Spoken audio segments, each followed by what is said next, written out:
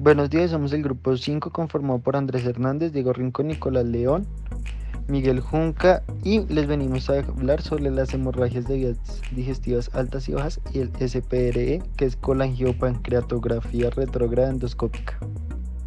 Hemorragia digestiva. Por definición es cualquier sangrado que provenga del tracto gastrointestinal, desde la boca hasta el ano, aunque generalmente se debe a patologías benignas y en la mayoría de los casos en una hemorragia de baja magnitud y autolimitada.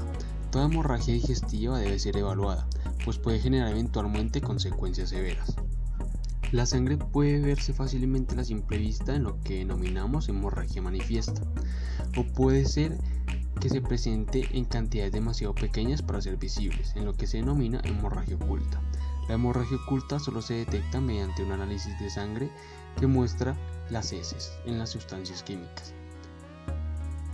Algunos factores de riesgo son la edad avanzada en el paciente, las comorbilidades crónicas, antecedentes patológicos personales de hemorragia digestiva alta, tabaquismo, alcohol, infección por Helicobacter pylori, fármacos como los corticoides, inhibidores de la recaptación de serotonina. Algunas manifestaciones clínicas son las siguientes: hematemesis, vómito con sangre cuando es franca la hemorragia, tiene color rojo brillante o vómitos en pozos de café. Es necesario considerar que no toda expulsión de sangre por la boca es una hematemesis. Se puede diferenciar de una epistasis severa, hemorragia bucal o hemoptosis. También encontramos la melena, expulsión de sangre mezclada uniformemente con las heces fecales. Son deposiciones con aspectos untuosos brillantes de color negro como alquitranadas, malolientes y pegajosas, de una consistencia pastosa. Para que se produzca la melena de sangre se debe permanecer en el tubo digestivo alrededor de 8 horas y al menos requiere de 60 a 100 mililitros de sangre en el estómago. La hematoquesia, salida de sangre roja vinosa por el ano, sola o mezclada con deposiciones, y se produce por una gran hemorragia en el colon o en el recto, pero puede ser el resultado de una hemorragia en tramos superiores del tracto digestivo, dependiendo de la velocidad del tránsito, con una pérdida importante de más de 1 litro de sangre en menos de una hora. Por último encontramos la hemorragia digestiva alta. Se origina en el esófago, en el estómago o en el duodeno. Sus causas pueden ser las siguientes: varices esofágicas. Son dilataciones venosas patológicas en la submucosa del estómago que se producen habitualmente en pacientes con hipertensión portal. Las úlceras pépticas, definidas histológicamente como un defecto de la mucosa que se extiende más allá de las muscularisis mucosae. La mayoría de las úlceras existen en el estómago y el duodeno proximal, mientras que en menor frecuencia en el esófago inferior, el duodeno distal o el yeyuno. La gastritis, inflamación gástrica producida en la mucosa del estómago por el microorganismo llamado Helicobacter pylori. El síndrome de Mallory-Weiss es una causa de hemorragia del tubo digestivo superior. Se caracteriza por el desgarro no penetrante longitudinal de la mucosa del segmento distal del esófago y la región proximal del estómago, causada por vómitos, arcadas o hipo, y puede presentarse en cualquier etapa de la vida. La neoplasia, masa anormal de tejidos cuyo crecimiento excede y está descoordinado con el de los tejidos normales, y que persiste en su anormalidad después de que se haya cesado el estímulo que provocó el cambio. Esofagitis erosiva. Se da cuando los músculos entre los esófagos y el estómago no se cierran adecuadamente, dejando que los alimentos y los jugos gástricos fluyan de regreso al esófago. Algunas zonas de la mucosa esofágica se inflaman y se ulceran. Las causas más frecuentes de la esofagitis es el reflujo crónico de ácido. Escala de valoración para la hemorragia digestiva alta. Escala de Blackman. Valora las necesidades de intervención clínica de los pacientes con hemorragia digestiva alta. Se basa solo en lo clínico del paciente y datos de laboratorio, por lo que se pueden aplicar rápidamente sin necesidad de una endoscopia urgente. Escala de Roca. Tiene utilidad en la predicción de la mortalidad y resangrado. Se toman en cuenta los parámetros de edad, shock, diagnóstico de endoscopía, comorbilidad y factores mayores de hemorragia. Algunos medios de diagnóstico para la hemorragia alta serían las pruebas de laboratorio.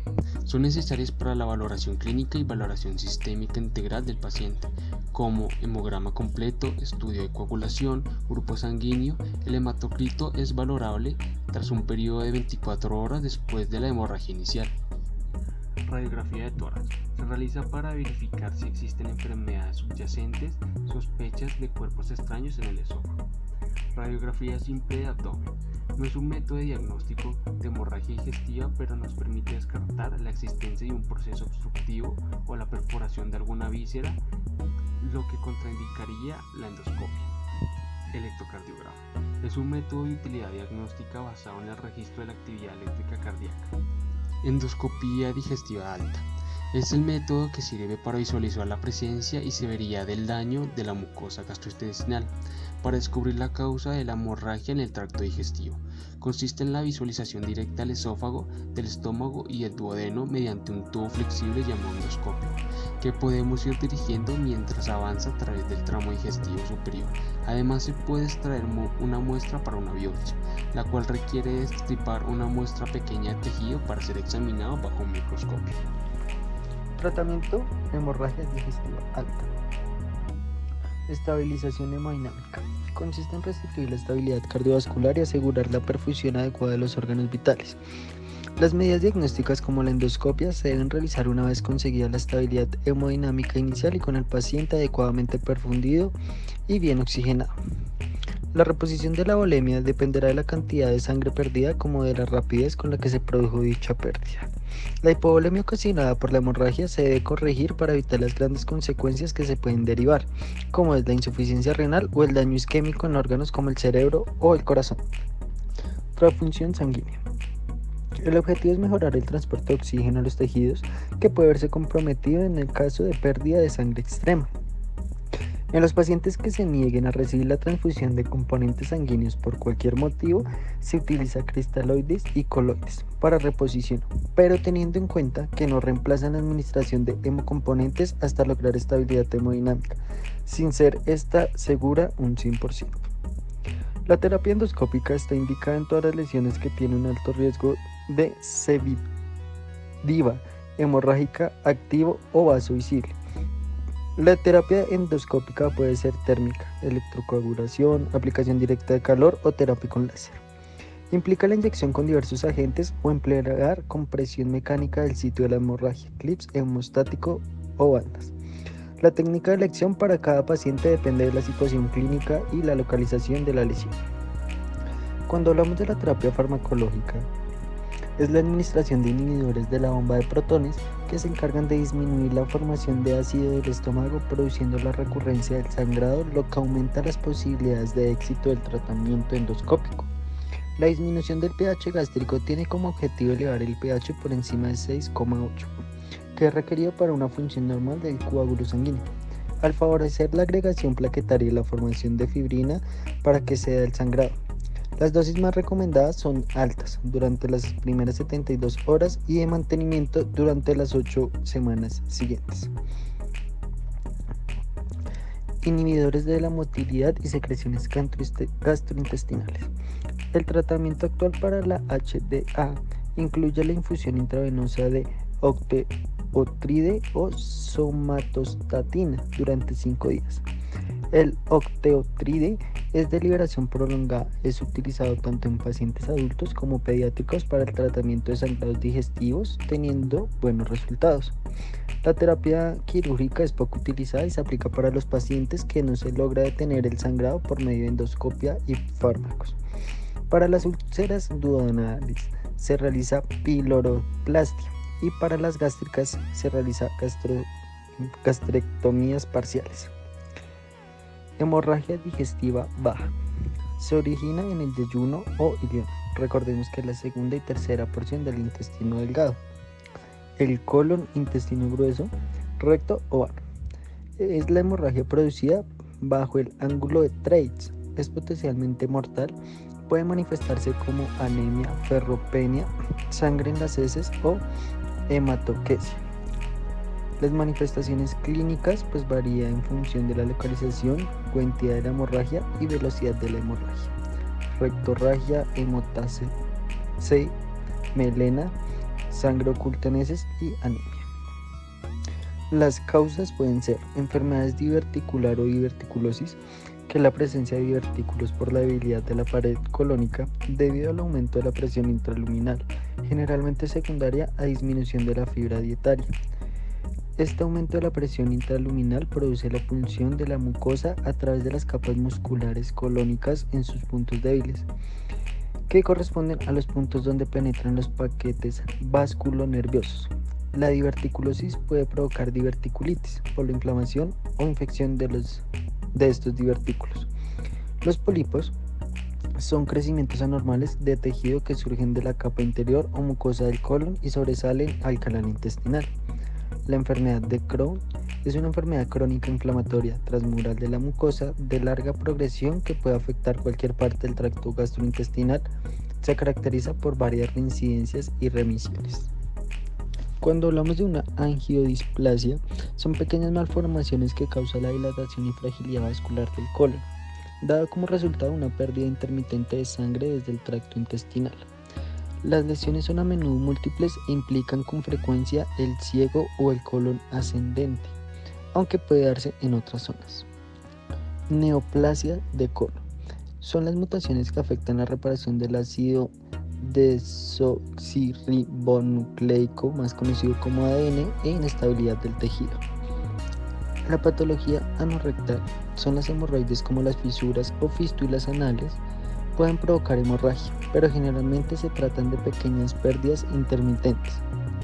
La exploración anorrectal es obligatoria en todo paciente con una hemorragia digestiva baja. Excluye la valoración del resto del colon. Otras lesiones colónicas secundarias a la ingesta de AINES se asocia con frecuencia a la hemorragia diverticular, úlcera rectal solitaria, úlceras estercoráceas, fístula aortocólicas y vasculitis. Cuando hablamos de la hemorragia originada en el intestino delgado, son malformaciones vasculares poco frecuentes. El divertículo de Meckel es causa frecuente en niños, pero puede ser la causa en edades más avanzadas.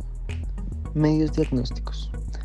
Podemos encontrar la colonoscopia, que nos permite visualizar el colon y el recto a través del orificio anal.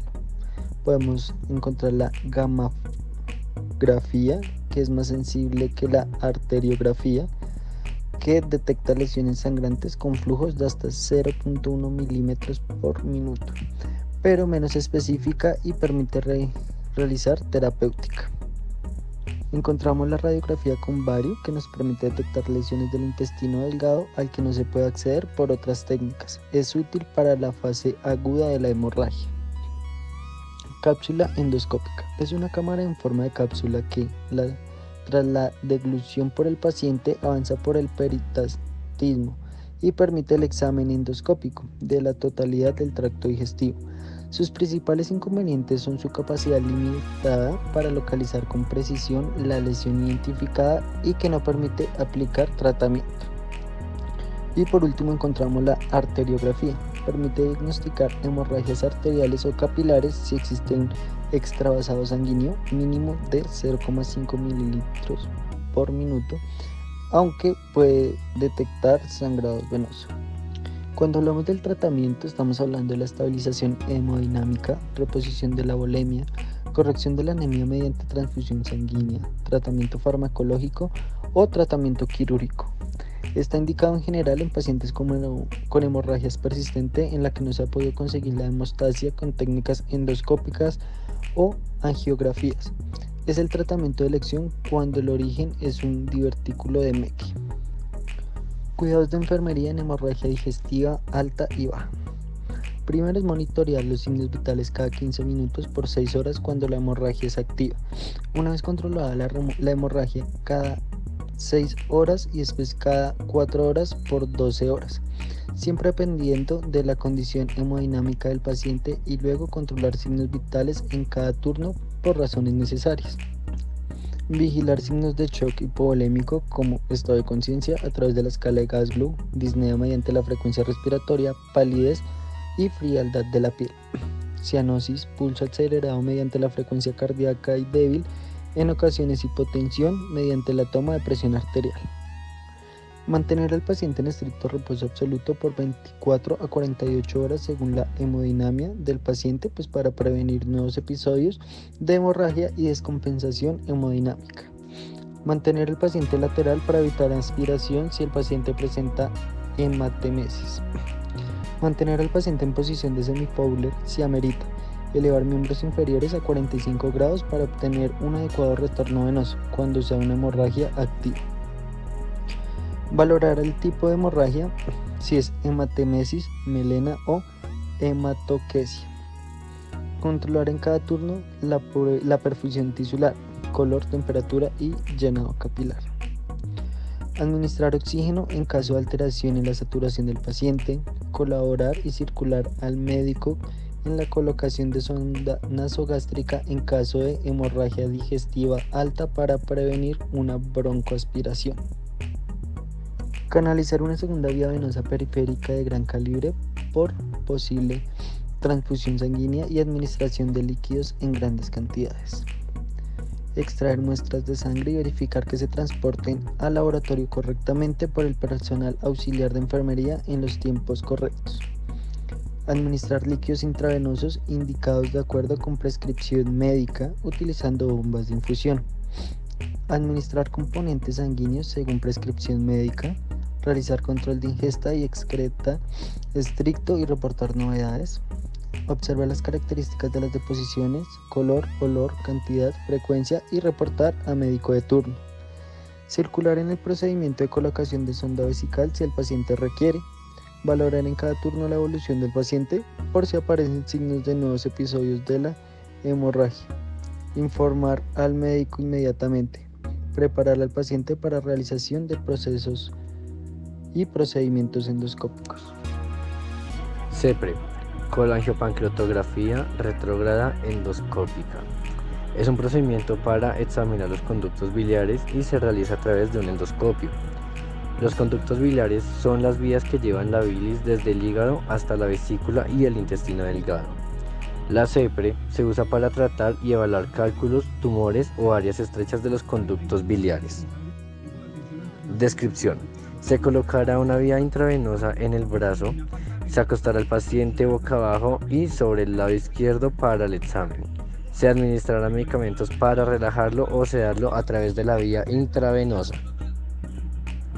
Algunas veces también se utiliza un aerosol para sensibilizar la garganta, se coloca un protector bucal para proteger los dientes y se debe retirar prótesis dentales por si el paciente utiliza de ellas. Después de que el sedante haga efecto, el endoscopio se introducirá a través de la boca. Este pasará a través del esófago y el estómago hasta que llegue el duodeno, el cual es la parte del intestino delgado que está más cerca al estómago. El paciente no deberá sentir ninguna molestia y tal vez no tenga recuerdos del examen. Puede tener náuseas mientras la sonda baja por el esófago. A medida que se ubique el endoscopio en su lugar, puede sentir estiramientos de los conductos. Se pasará una sonda delgada a través del endoscopio y se introducirá en los tubos, los cuales son los conductos que van al páncreas y a la vesícula biliar. Se inyectará un tinte especial llamada contraste en los conductos y se tomarán radiografías. Esto ayudará al médico a evidenciar cálculos, tumores o cualquier área que se haya estrechado. Se pueden colocar instrumentos especiales a través del endoscopio o dentro de los conductos. El procedimiento se emplea principalmente para tratar o diagnosticar cualquier problema de páncreas o los conductos biliares que pueda causar dolor abdominal. Entre ellos se encuentra el dolor en el área superior derecha o medio del estómago y coloración amarillenta de la piel y los ojos, lo cual se denomina ictericia. La CEPRE se puede utilizar para abrir la entrada de los conductos del intestino, dilatar segmentos estrechos, eliminar o pulverizar cálculos biliares, diagnosticar afecciones tales como colangitis biliar primaria o colangitis esclerosante, tomar muestras de tejidos para diagnosticar a un tumor de páncreas, los conductos biliares o la vesícula biliar, drenar áreas bloqueadas, Entre los riesgos se encuentran las reacciones a la anestesia, al colorante del contraste o al fármaco usado durante el procedimiento, sangrado, perforación del intestino, inflamación del páncreas, la cual se denomina pancreatitis, lo cual puede ser muy serio. Antes del procedimiento, el paciente deberá estar en ayunas durante por lo menos 4 horas previas al examen. Firmará el consentimiento de autorización y se retirará las joyas para que no interfieran en la radiografía. Después del procedimiento, será necesario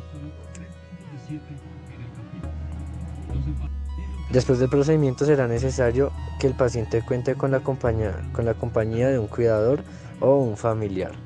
El aire que se usa para insuflar el estómago al intestino durante la CEPRE puede causar alguna distensión abdominal o gases durante las aproximadas 24 horas posteriores. El paciente puede tener dolor de garganta el primer día, el dolor puede durar de 3 a 4 días.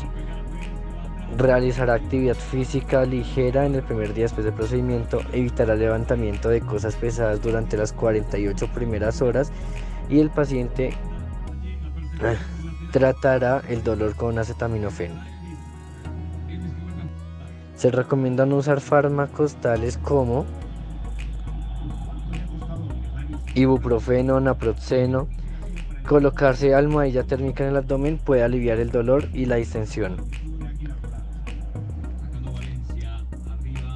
Consultar al médico cuando el procedimiento es ambulatorio si el paciente continúa con dolor abdominal prolongado, sangrado en el recto o melenas, fiebre superior a 38.2, náuseas o vómito. CEPER. El endoscopio se inserta dentro de la boca y se pasa luego a través del esófago y el estómago hasta el duodeno, como podemos evidenciar en la imagen suministrada por los artículos investigados. CEPRE. Se inyecta el medio de contraste a través de un catéter dentro de los conductos pancreáticos o biliares.